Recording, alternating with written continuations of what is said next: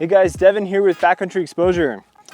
Excited to do a full review on the Sierra Designs Flashlight 1 tent today after having several nights spent in it and getting a good idea of the things that I like about it, things that I don't like. We'll get into it.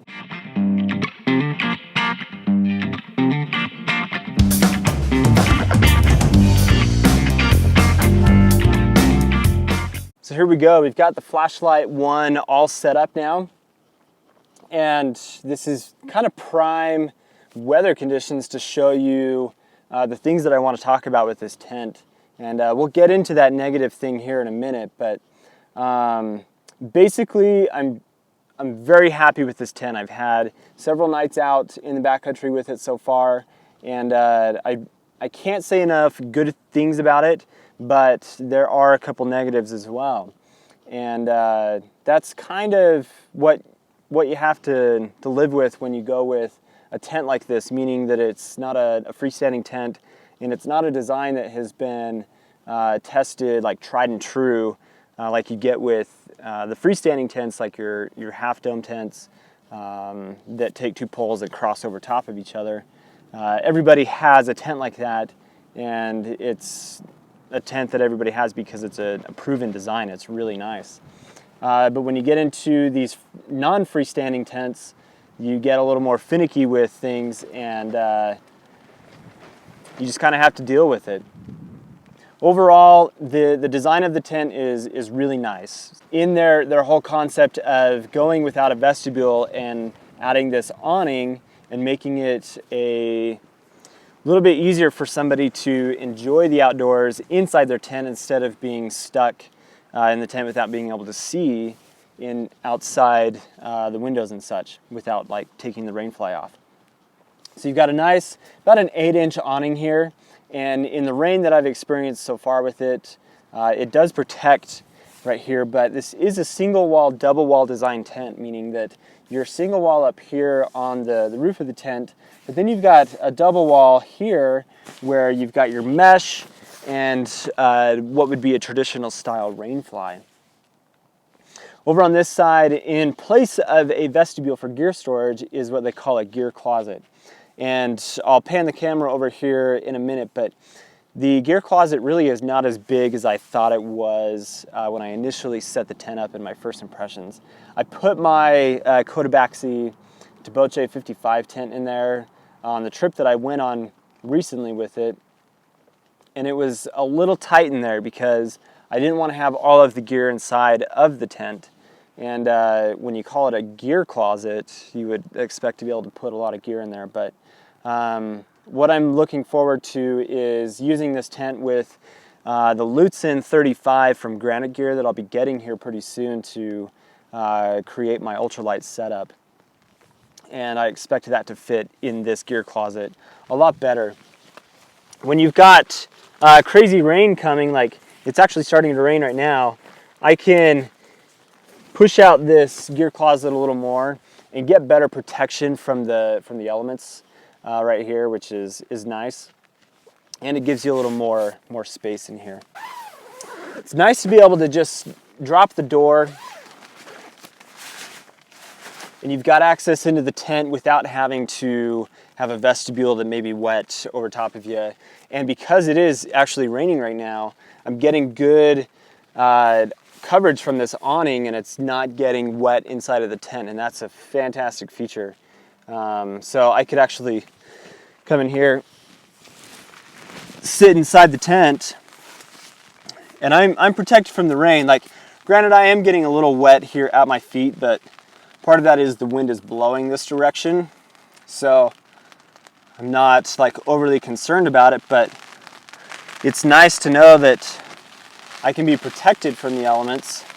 And when it does start to rain a little bit harder, like it is, this is just perfect. I can close the door, but then I can open the window here a little bit, and I can look outside. This is pretty wild. I can look outside and see what's happening out there. I can get actually really good breathability, which I like. But I'm not getting wet. And that's awesome. Like, I'm just sitting here in the tent and I'm not getting wet. The awning's doing its job. The gear closet in here is protected, and I could even open this back window and get similar ventilation and coverage. So yeah, really, really nice. I'm happy about that, and I'm glad that I'm able to show that on camera right now, because we've got quite the weather system coming through, and I can't complain about it. For some reason, this tent is a little harder to get tight. It seems like there's a lot of extra fabric, and I can see now that why Sierra Designs went with the design that they did for their Tensegrity tents, where it's pitched instead of a vertical wall. You actually get an overhanging like out, and I believe that actually helps the tent setup a little more taut. You can see right now that I've got this basically as tight as I can on the floor, but there's a lot of extra fabric up here, and I'm not sure what I'm missing, but something about the way that this tent sets up doesn't allow it to get as tight as I would like it to. And so in a wind scenario, you are getting a lot of, I don't know what to call it, but the fabric is bouncing a lot, and it can kind of make for not a very enjoyable night if it's like this when you're in bed trying to sleep and you've got fabric possibly blowing on your face, or if you happen to have condensation, then it starts dropping condensation on top of you. So yeah, that's really the only negative about it, is it just doesn't set up as tight. And so I feel like I need to spend a little more time trying to figure that out. I've got a guy line over here that's not set, but I feel like that's not really going to make a difference because you've got down here a lot of fabric. And I wish that they would have thought about pulling this tighter from the pole as opposed to down here. But even if I pull that tight, you get it nice and tight around the pole here, but it's still on the roof there, not as tight as I would like it to be. Okay, so I played around with it a little bit more to try to get a little more tight. I'm sorry if the wind is bad, but you can see there's two guy lines right at the very top of the tent right here. And I brought those out diagonally behind the tent, and that has actually made the roof of the tent go a lot tighter, and you can see in the wind that it's not flopping around as much. So that was a good thing about trying to test that out. But here's the problem that we see with that. So I've got the floor and the base of the tent as tight as it'll go, and I am having a really loose like head of the tent. So we'll keep working on it. So what we're going to do now that we're off the tripod, we're going to walk around and give you some close-up ideas of the tent and show you the things that Sierra Designs has done really well in designing the tent. One of the things that I love about their design is just the lightweight aspects about it. You can tell that somebody has hand-tied these Bolin knots, and the cinch buckle there, if you want to call it that, is nice and lightweight. Should last a long time. Don't expect it to break, but even things like this where they've got like reinforced, really nice sewn straps here. It's like a rubberized webbing that is sewn, and I like that better than that traditional nylon that you see from a lot of tents. But everything has to be staked out for this tent to stand, and that's not necessarily a bad thing. It allows for a lighter weight tent, and you can't really complain about that. What's hard about this tent is to just get it kind of even and tight on the setup. So I mentioned in my first impressions video that this area right here, for whatever reason, because of how these poles guy out, depending on which one is tighter than the other, you get this like weird fabric that's nice and loose right there. But it's not a deal breaker, not the end of the world.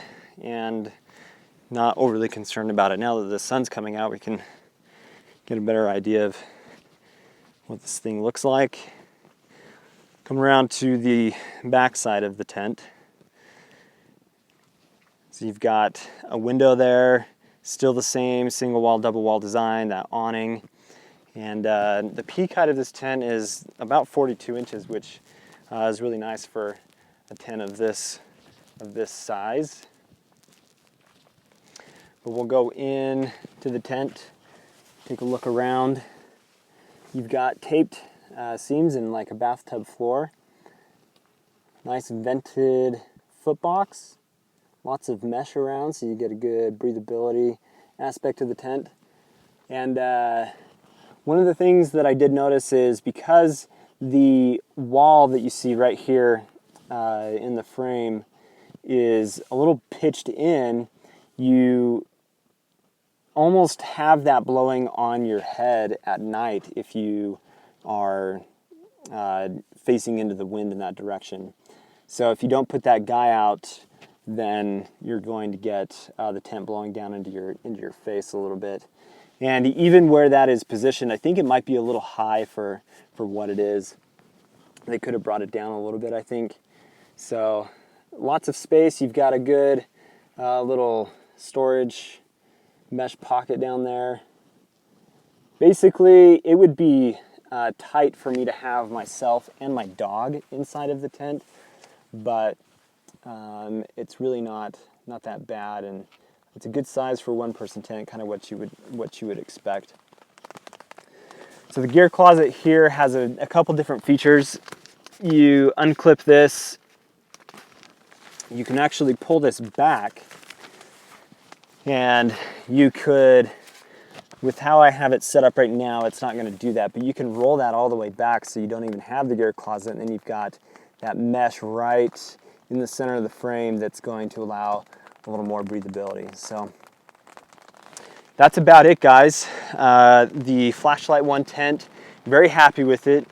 It's starting to rain again, even though it's nice, bright and sunny.